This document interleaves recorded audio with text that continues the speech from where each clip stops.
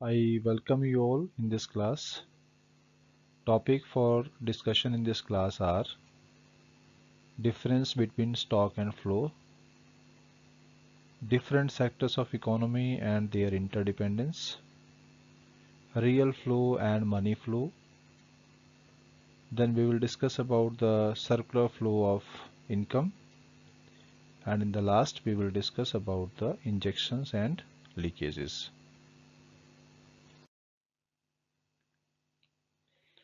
So let us discuss about the stock concept.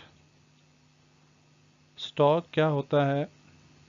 Economics में हम stock किसको कहते हैं? Stock refer to the measurement of a quantity at a point of time. Anything which is being measured at a point of time is known as stock. समय के एक निश्चित बिंदु पर जब हम किसी चीज़ को मापते हैं या किसी चीज़ का माप जब एक निश्चित समय बिंदु पर होता है उसको स्टॉक कहा जाता है। इसके बहुत सारे एग्जाम्पल हैं, जैसे कि कैपिटल है, वेल्थ है, लेबर फोर्स है, या फिर बैंक डिपॉजिट्स हैं। आपके बैंक अकाउंट में किसी पर्टिकुलर डेट को कितना सेविंग है उसको भी हम क्या कहेंगे? इट इज़ आल्सो स्टॉक, क्योंकि वो एक समय बिंदु पर मापा गया। इसी तरह पॉपुलेशन ऑफ ए कंट्री है, किसी देश की जनसंख्या कितनी है। अब कितनी है मतलब एक पॉइंट ऑफ टाइम पे तो माप रहे हैं ना। जैसे अगर हम कह रहे हैं कि 2011 के सेंसस के अकॉर्डिंग इंडिया की पॉपुलेशन जो है 121 करोड़ है, तो ये क्या है? This is measured eight a point of time. मतलब कि ये जो एक मेजरमेंट की बात हो रही है, जो डाटा की बात हो रही है, this is concern with the point of time. Next is जैसे wheat stored in the godown. किसी भी बिजनेसमैन के गोडाउन में किसी भी पर्टिकुलर कमोडिटी की क्या क्वांटिटी है at a point of time, उसको क्या कहेंगे आप? उसको भी स्टॉक कहेंगे। Next point is stock is not time dimensional. जो स्टॉक होता है ये टाइम डायमेंशनल नहीं होता है, मतलब ये टाइम पीरियड से जुड़ा हुआ नहीं है, बल्कि इसका संबंध जो है वो पॉइंट ऑफ टाइम से होता है। Next point is stock impact the flow, कि जो स्टॉक है वो फ्लो को प्रभावित करता है। किसी भी चीज़ का स्टॉक अगर ज़्यादा होगा तो उससे फ्लो ज़्यादा हो सकता है, और अगर स्टॉक ही कम रहेगा तो फ्लो भी कम रहेगा। जैसे for example greater the stock of capital, कि जितना ज़्यादा कैपिटल का स्टॉक होगा हमारे पास, greater is the flow of goods and services, तो उससे जो flow of goods and services है इकोनॉमी में वो भी ज़्यादा होगा। क्योंकि स्टॉक ऑफ कैपिटल ग्रेटर होने का मतलब है कि हमारे पास जो प्रोडक्शन पोटेंशियल है वो ज़्यादा है। प्रोडक्शन पोटेंशियल ज़्यादा होगा तो flow of goods and services of course वो भी बढ़ेगा। So this is all about the stock concept. Now let us discuss about the flow concept. Flow concept मतलब इकोनॉमिक्स में फ्लो हम किस चीज़ को कहते हैं? Flow refers to the value of a variable during the period of time. मतलब flow का जो कंसर्न है वो किस चीज़ के साथ है? पीरियड ऑफ टाइम से है, ना कि पॉइंट ऑफ टाइम से। अब पीरियड ऑफ टाइम क्या है? 1 आवर भी हो सकता है, और 1 डे भी हो सकता है, 1 वीक भी हो सकता है, और उसके बाद 1 मंथ भी हो सकता है, 1 साल भी हो सकता है, 10 साल भी हो सकते हैं। मतलब जहाँ पर जो भी टाइम पीरियड है उसकी यूनिट छोटी सी छोटी यूनिट भी हो सकती है। तो जब किसी चीज़ का जो मेजरमेंट है वो एक टाइम पीरियड के साथ है, उसका संबंध समय काल के साथ है, तो उसको हम कहते हैं फ्लो। जैसे फॉर एग्जांपल कैपिटल फॉर्मेशन है, इनकम है, या number of birth, sale of wheat, या interest on capital and money expenditure, ये सारे कॉन्सेप्ट्स क्या हैं? फ्लो कॉन्सेप्ट्स हैं। क्योंकि कैपिटल फॉर्मेशन की जब हम बात कर रहे हैं तो वो भी एक समय काल से जुड़ा हुआ है, मतलब पीरियड ऑफ टाइम के साथ इसका संबंध है। इनकम है, अब जैसे हम कह रहे हैं किसी की मंथली इनकम इतनी है या एनुअल इनकम इतनी है या उसकी पर डे इनकम इतनी है, वो भी क्या है, this is also flow concept, क्योंकि इस इनकम का रिलेशन किस चीज के साथ है, एक पीरियड ऑफ टाइम के साथ है। ऐसी number of birth, number of death in a year, अब एक साल के साथ इसका संबंध है तो फिर वो क्या हुआ, फ्लो कंसेप्ट हो गया। ऐसे ही किस चीज की आप सेल कर रहे हैं, कुछ किसी भी कमोडिटी की सेल हो रही है, अब सेल क्या है, वो भी एक समय काल से जुड़ा हुआ है। पर डे कितना सेल है या पर मंथ कितना सेल है या पर वीक कितना सेल है, एक हफ्ते का सेल कितना है, वो भी क्या है, फ्लो कंसेप्ट है।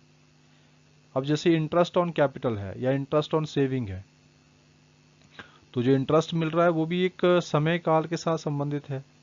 जैसे आपका जो सेविंग बैंक अकाउंट है उसमें आपकी सेविंग पर कितना परसेंट इंटरेस्ट है, तो वो जो इंटरेस्ट रेट है वो भी पर एनुअम होती है, वो भी वार्षिक दर पे लगती है ना। तो इसका मतलब क्या है, वो फ्लो कंसेप्ट है। ऐसे ही जो मनी एक्सपेंडिचर करते हैं, जो भी खर्चा होता है वो भी तो एक समय काल से संबंधित होता है कि एक हफ्ते में कितना खर्चा किया या एक दिन में कितना खर्चा किया, वो भी एक दिन जो है वो भी, उसमें भी तो नंबर ऑफ आवर्स हैं, तो वो भी समय काल से जुड़ा हुआ है। नेक्स्ट पॉइंट आपका है कि flow is a time dimensional. Flow क्या है, टाइम डायमेंशनल है। टाइम डायमेंशन का मतलब इसमें टाइम पीरियड होता है। जैसे मैंने कहा, चाहे वो 1 आवर है, 1 डे है, 1 वीक है, 1 मंथ है या 2 मंथ है या मोर देन 2 मंथ है या 1 ईयर है या मोर देन 1 ईयर है, एक समय काल के साथ जुड़ा हुआ है ये। नेक्स्ट पॉइंट इज कि जो फ्लो है आपका, फ्लो इम्पैक्ट द स्टॉक, कि जो फ्लो है वो स्टॉक को इम्पैक्ट करता है। और किस तरह से इम्पैक्ट करता है, greater is the flow of income, greater is the stock of wealth with the people, कि जितना ज़्यादा फ्लो होगा इनकम का उतना ही ज़्यादा जो है उस स्टॉक होगा वेल्थ का। भाई अगर लोगों की इनकम ज़्यादा होगी तो नेचुरली है कि उनके पास वेल्थ भी ज़्यादा होगा। इस तरह से हम कह सकते हैं कि जो फ्लो है वो स्टॉक को इम्पैक्ट करता है, उसको प्रभावित करता है। So let us discuss about the difference between stock and flow. हालांकि हम स्टॉक और फ्लो को सेपरेटली पढ़ चुके हैं, so let us discuss about the difference between two. तो दोनों में पहला डिफरेंस है कि जो स्टॉक है it refer to the value of a variable at a point of time, इसका संबंध होता है पॉइंट ऑफ टाइम के साथ। जबकि जो फ्लो है, flow refers to the value of variable during the period of time, इसका संबंध एक पीरियड ऑफ टाइम के साथ होता है। तो आपको ये ध्यान रखना है, जिस चीज़ का माप एक पॉइंट ऑफ टाइम से जुड़ा हुआ है वो स्टॉक है, और जिसका माप जो है वो पीरियड ऑफ टाइम से जुड़ा हुआ है वो क्या है, फ्लो है। तो इसके एग्जांपल हम ऑलरेडी डिस्कस कर चुके हैं कि स्टॉक में जैसे आपका कैपिटल है, वेल्थ है, लेबर फोर्स है, या बैंक डिपॉजिट्स हैं, पॉपुलेशन ऑफ ए कंट्री है, या किसी भी क्वांटिटी का स्टोर है गोडाउन में, वो सारा क्या है, स्टॉक। और जो फ्लो है उसमें कैपिटल फॉर्मेशन है, इनकम है, number of birth, number of deaths और sale of any product, interest on the capital या मनी एक्सपेंडिचर, ये सारा का सारा क्या है, this is flow. Next point of difference is कि स्टॉक जो है it is not time dimensional, जबकि फ्लो क्या है, फ्लो इज टाइम डायमेंशनल। उसके बाद नेक्स्ट पॉइंट आपका है कि जो स्टॉक है वो इम्पैक्ट करता है फ्लो को, जितना ज़्यादा स्टॉक होगा उतना ही ज़्यादा फ्लो भी होगा, और जो फ्लो है वो भी इम्पैक्ट करता है स्टॉक को, जितना ज़्यादा फ्लो होगा उतना ही ज़्यादा स्टॉक भी होगा। तो इसके एग्जांपल्स हम ऑलरेडी पढ़ चुके हैं। तो this was all about the difference between the stock and flow. Now let us discuss about the mutual dependence between stock and flow. Suppose कि जैसे आपके सेविंग बैंक अकाउंट में किसी पॉइंट ऑफ टाइम पे 1 लाख रुपया जमा है, तो 1 लाख रुपए जमा है आपके सेविंग बैंक अकाउंट में, तो ये क्या है, this is your stock concept, क्योंकि एक पॉइंट ऑफ टाइम पे आप उसको माप रहे हैं, तो ये क्या है, ये आपका स्टॉक कंसेप्ट है। अच्छा, अगर उसमें से आप मान लीजिए हर महीने जो है 2,000 रुपये आप विड्रॉ कर लेते हैं, तो हर महीने 2,000 रुपये विड्रॉ करने का मतलब क्या है, this is your flow concept. इसी तरह मान लो हर महीने अपने सेविंग बैंक अकाउंट में 10,000 रुपये जमा कराते हैं, तो डिपॉजिट्स हैं, डिपॉजिट कितनी करा रहे हैं, 10,000 रुपीज़ पर मंथ करा रहे हैं, तो ये क्या हुआ पर मंथ, मतलब ये भी क्या है, फ्लो कंसेप्ट है, क्योंकि ये टाइम पीरियड के साथ जुड़ा हुआ है। अब यहाँ पर जो इम्पॉर्टेंट बात समझने वाली है वो क्या है कि आपकी जो जो आपके पास स्टॉक ऑफ सेविंग्स है वो किस चीज़ पर डिपेंड कर रहा है, आपके डिपॉजिट्स पे डिपेंड कर रहा है। कितना ज़्यादा आप डिपॉजिट्स करवा रहे हैं उतना ही ज़्यादा आपका सेविंग बैंक अकाउंट का बैलेंस होगा। और सिमिलरली आपका जो फ्लो ऑफ विड्रॉ है वो डिपेंड करेगा कि आपके अकाउंट में कितना पैसा है, मतलब फ्लो ऑफ विड्रॉल भी किस चीज़ पे डिपेंड करेगा, स्टॉक ऑफ सेविंग्स पे डिपेंड करेगा कि आपके बैंक अकाउंट में कितनी सेविंग्स हैं। तो इस तरह से हम ये कह सकते हैं कि स्टॉक और फ्लो के बीच में क्या है, इंटरडिपेंडेंस होता है, एक म्यूचुअल इंटरडिपेंडेंस होता है, म्यूचुअल डिपेंडेंस होता है। जैसे अगर हम इसको डायग्राम के हिसाब से देखें तो जैसे इनफ्लो हो रहा है, मान लो आपके बैंक अकाउंट में इनफ्लो हो रहा है, इनफ्लो का मतलब आप हर महीने डिपॉजिट करवा रहे हो, मान लो 10,000 रुपीज़ आप जमा करा रहे हो हर महीने, तो इससे क्या होगा, आपका जो स्टॉक है, मतलब आपका जो सेविंग बैंक अकाउंट का बैलेंस है वो बढ़ जाएगा। और जितना ज़्यादा आपका बैंक बैलेंस होगा उसी पे डिपेंड करेगा आपका विड्रॉल भी, आउटफ्लो भी उसी पे डिपेंड करेगा। सो this is all about the mutual dependence between stock and flow.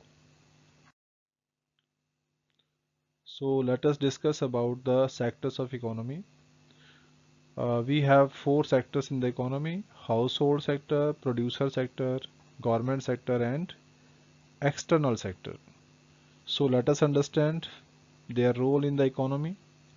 Household sector जो होता है इसके दो काम मेन होते हैं।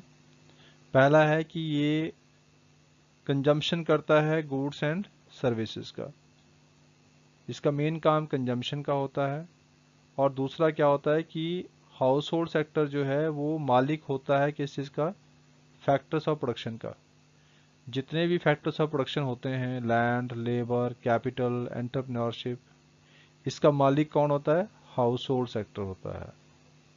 Next is producer sector. तो प्रोड्यूसर सेक्टर का जो मेन काम है वो है प्रोडक्शन करना।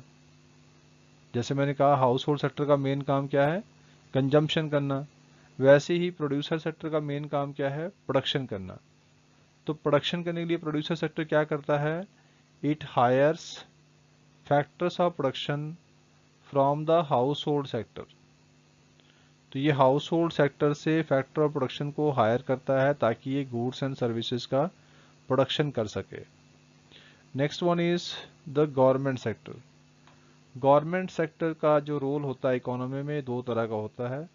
एक तो एज अ वेलफेयर एजेंसी होता है, जैसे सरकार की ड्यूटी है कि वो समाज का जो कल्याण है उसको बढ़ाए, सोशल वेलफेयर की तरफ काम करे और लोगों को एक बेटर लाइफ मिले उसके लिए काम करे। तो गवर्नमेंट का एक तो ये रोल होता है।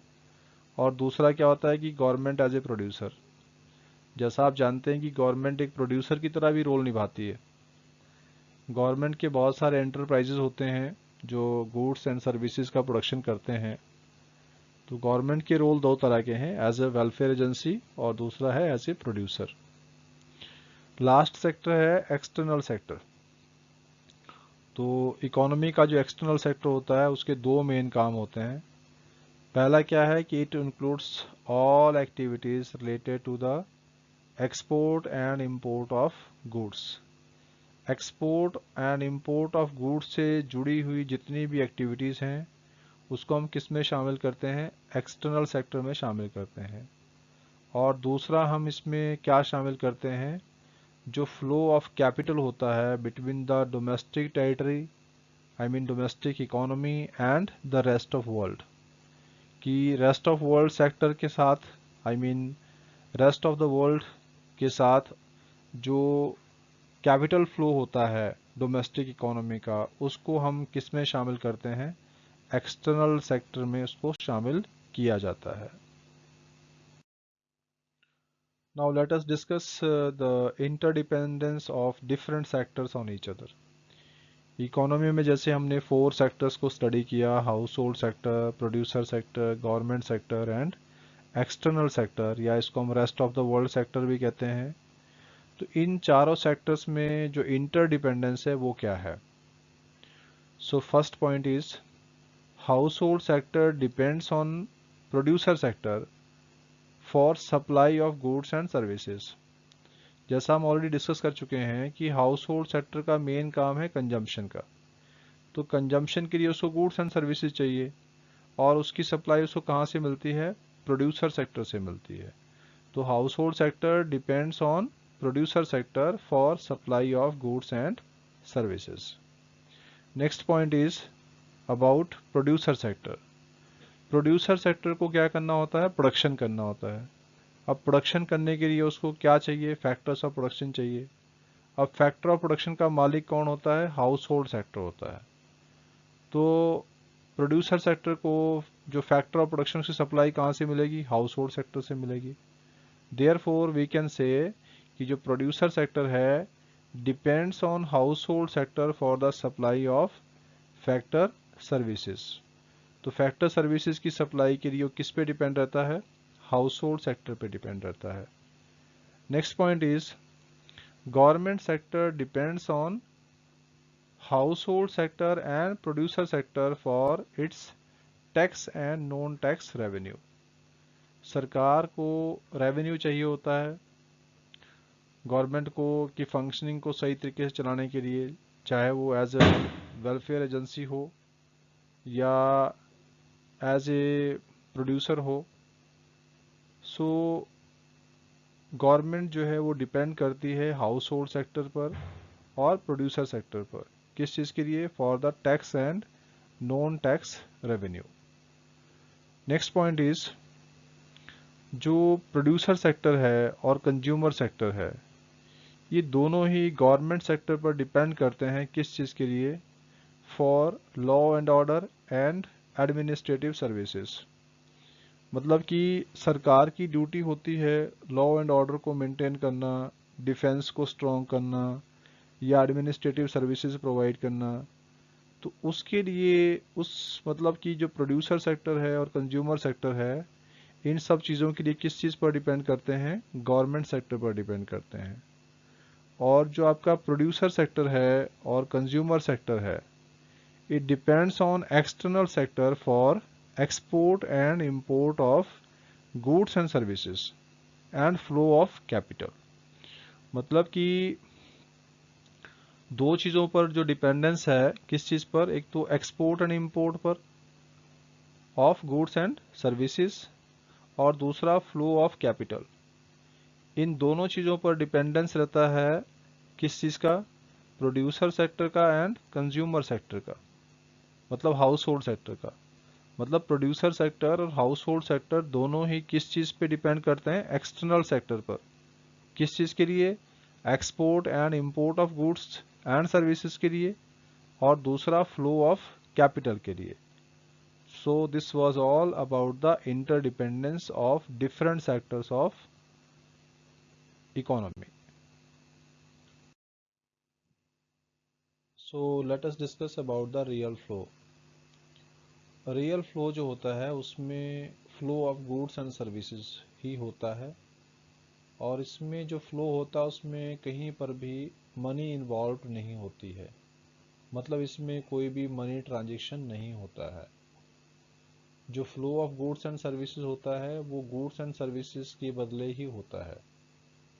जैसे अगर मान लीजिए हम हाउस होल्ड सेक्टर और प्रोड्यूसर सेक्टर के बीच जो रियल फ्लो होता है उसके बारे में बात करें, तो हाउस होल्ड सेक्टर जो है वो प्रोड्यूसर सेक्टर को अपनी फैक्टर सर्विसेज प्रोवाइड करता है। मतलब the services of land, labour, capital and entrepreneurship. ये सर्विसेज वो प्रोवाइड करता है प्रोड्यूसर सेक्टर को, और उसके बदले में प्रोड्यूसर सेक्टर जो है उसको गुड्स एंड सर्विसेज देता है, मतलब नॉन फैक्टर सर्विसेज। तो यहाँ पे जो फ्लो हो रहा है उसको हम कह रहे हैं रियल फ्लो, क्योंकि रियल फ्लो में कहीं पर भी पैसे का यूज़ नहीं हो रहा है। Household sector producer sector को फैक्टर सर्विसेज दे रहा है, और उनके बदले में उसको producer sector goods and non factor services जो है उसको प्रोवाइड कर रहा है। So let us recap this. Real flow refers to what? It refers to flow of goods and services among different sectors of economy, among the different sectors of economy। और उसका example हमने आपको क्या बताया? Flow of factor services from household sector to producer sector. Household sector जो होता है वो फैक्टर सर्विसेज का मालिक होता है, तो उसका फ्लो जो है प्रोड्यूसर सेक्टर की तरफ होता है। मतलब कि हाउस होल्ड सेक्टर अपनी फैक्टर सर्विसेज किसको प्रोवाइड करता है? प्रोड्यूसर सेक्टर को, और उसके बदले में जो प्रोड्यूसर सेक्टर है वो हाउस होल्ड सेक्टर को क्या देता है? Flow of goods and non factor services from the producer sector to household sector. अब इसके बदले में प्रोड्यूसर सेक्टर क्या देता है हाउस होल्ड सेक्टर को? Goods and non factor services.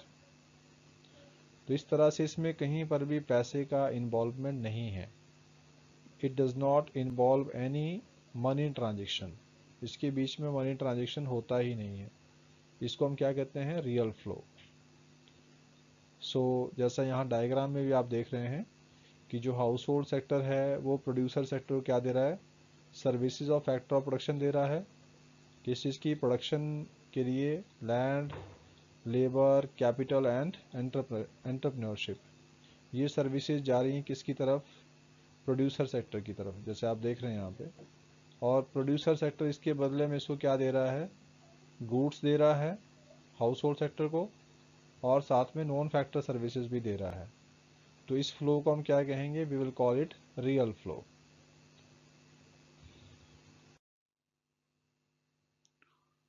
So let us discuss about the money flow.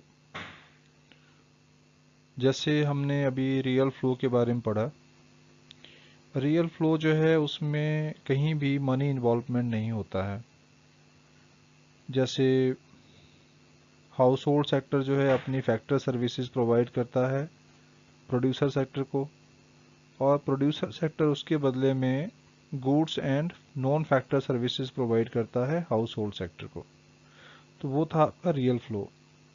लेकिन money flow में flow of goods and services तो होता है, लेकिन उसकी जो पेमेंट होती है वो मनी फॉर्म में होती है।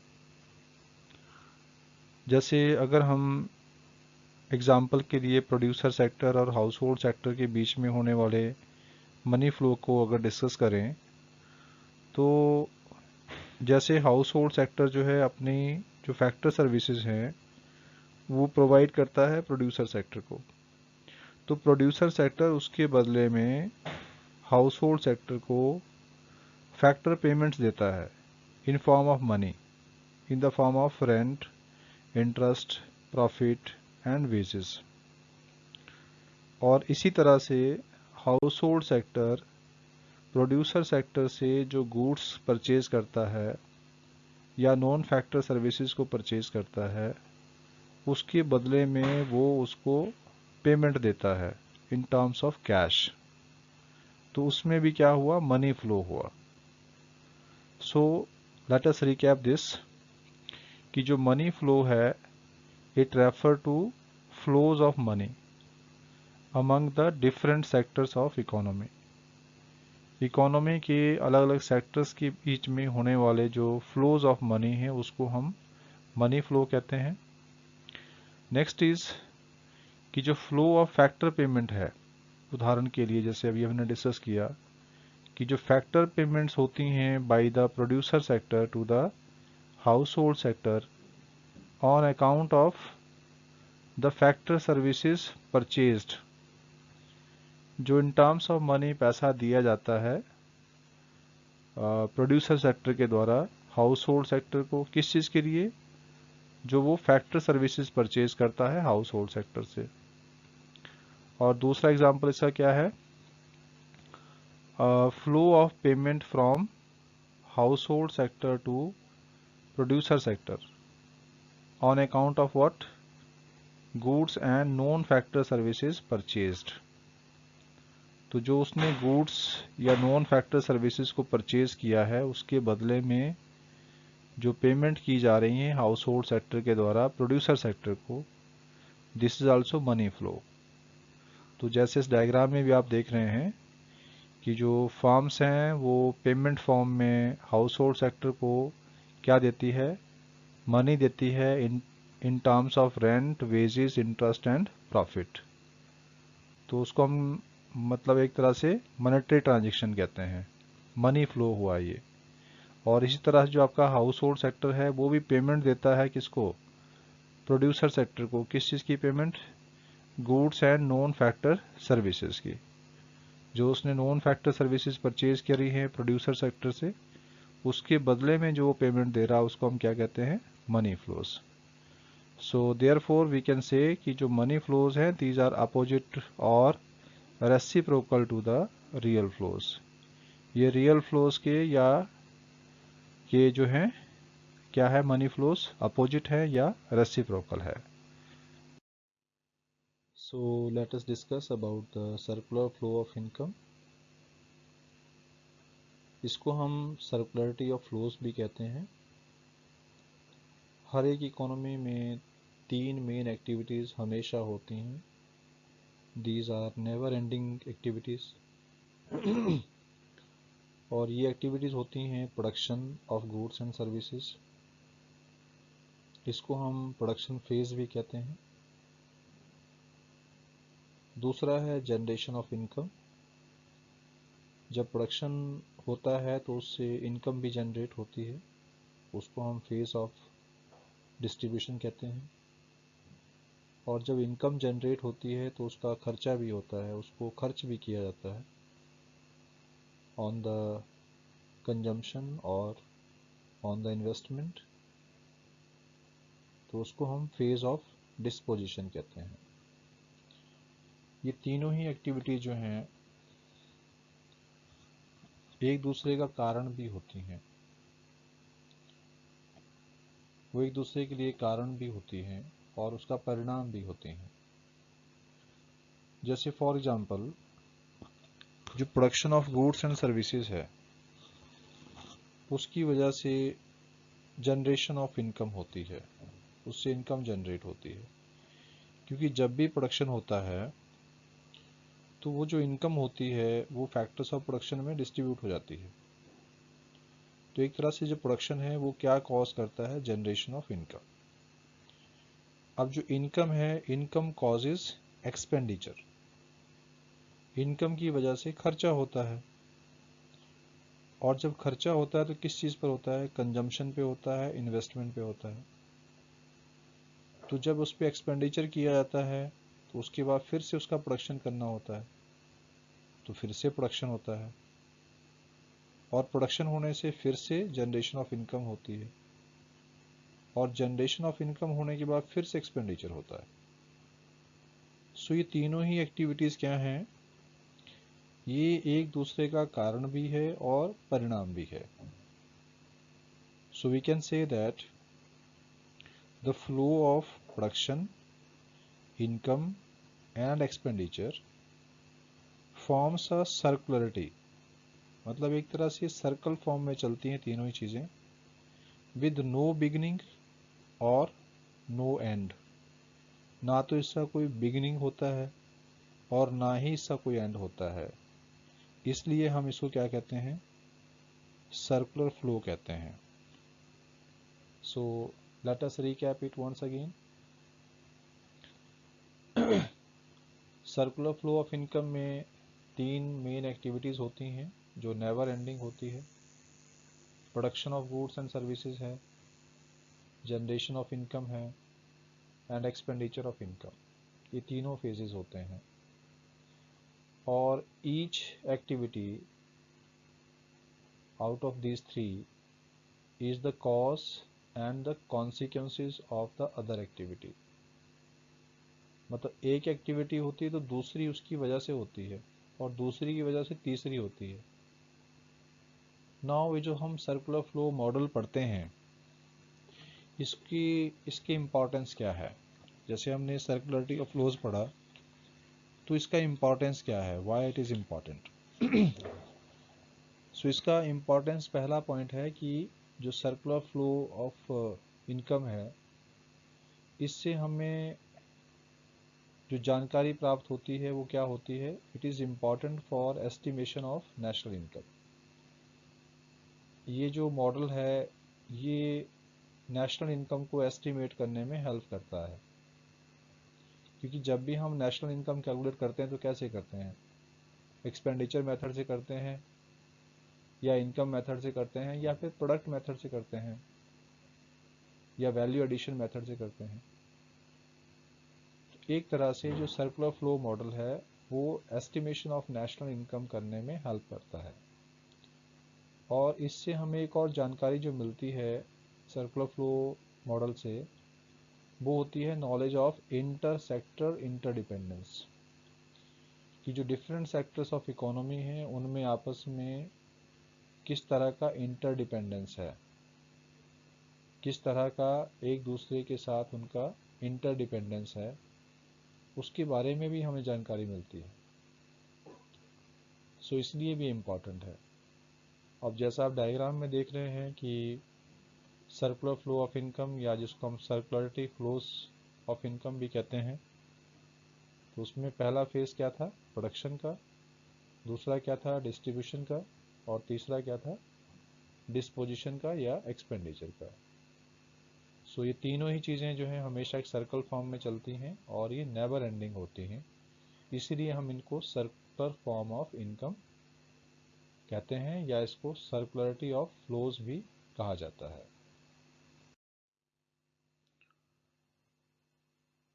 So let us discuss about the injections and leakages in the economy.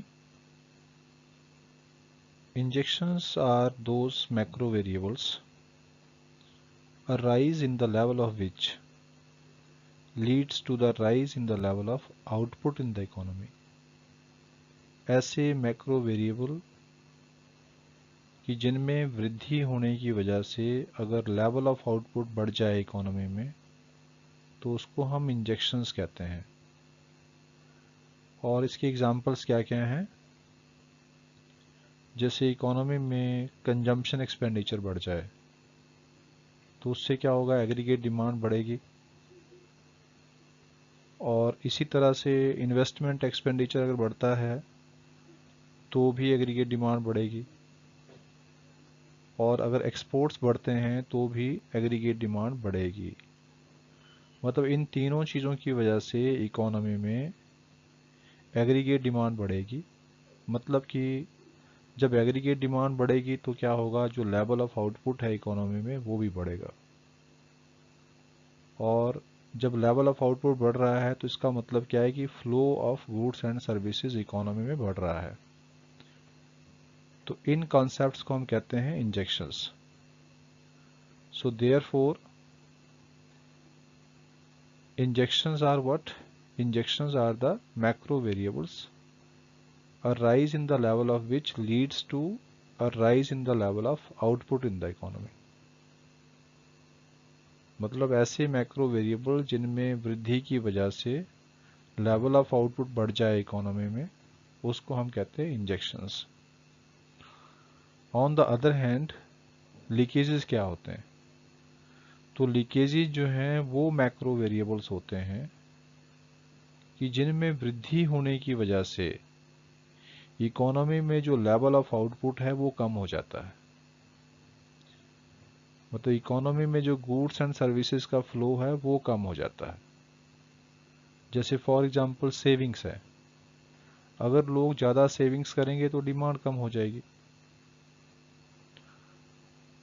और उससे क्या होगा, जो प्रोडक्शन है वो भी कम हो जाएगा।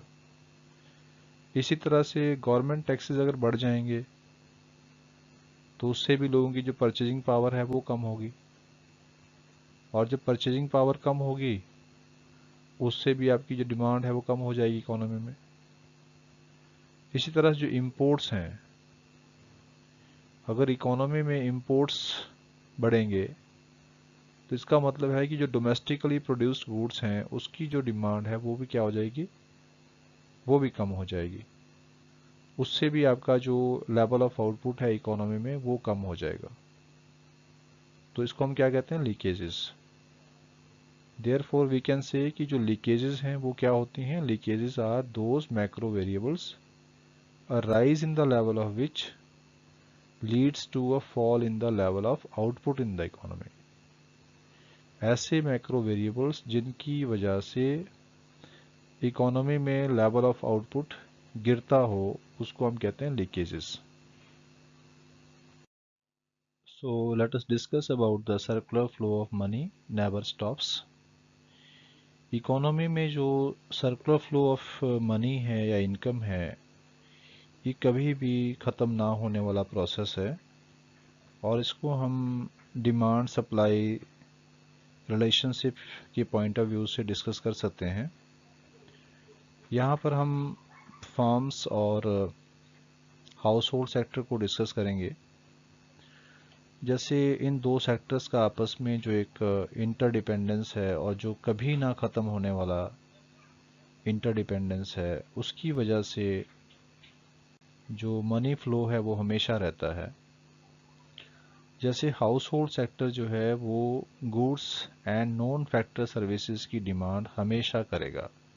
किस चीज़ के लिए, कंजम्पशन के लिए, क्योंकि कंजम्पशन तो हमेशा करेगा वो सर्वाइवल के लिए, अपने लिविंग स्टैंडर्ड्स को इंक्रीज करने के लिए।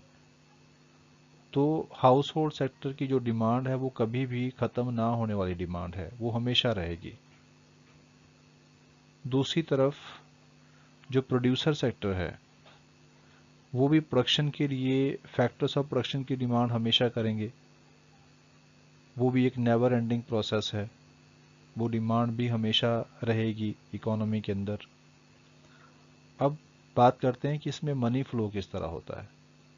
अब हाउस होल्ड सेक्टर ने अपने फैक्टर सर्विसेज मतलब लैंड, लेबर, कैपिटल, एंटरप्रेन्योरशिप की जो सर्विसेज हैं वो फार्म्स को प्रोवाइड की और उसके बदले में फार्म्स को क्या मिला, factor income in the form of rent, interest, profit and wages. इस फॉर्म में उनको फैक्टर इनकम मिलता है। ऑन द अदर हैंड जो फार्म्स हैं वो हाउस होल्ड सेक्टर को goods and non factor services provide करती हैं और उसके बदले में जो हाउस होल्ड सेक्टर है वो पेमेंट करता है किसको, प्रोड्यूसर सेक्टर को। तो इस तरह से हम कह सकते हैं कि जो मनी का जो एक सर्कुलर फ्लो है वो हमेशा एक नेवर एंडिंग प्रोसेस है। इसी तरह से इस नेवर एंडिंग प्रोसेस को हम बाकी सेक्टर्स के ऊपर भी अप्लाई कर सकते हैं। So dear students, if you find this content meaningful and helpful to you, then please share this to other students also, those who can be benefited from this. Thank you.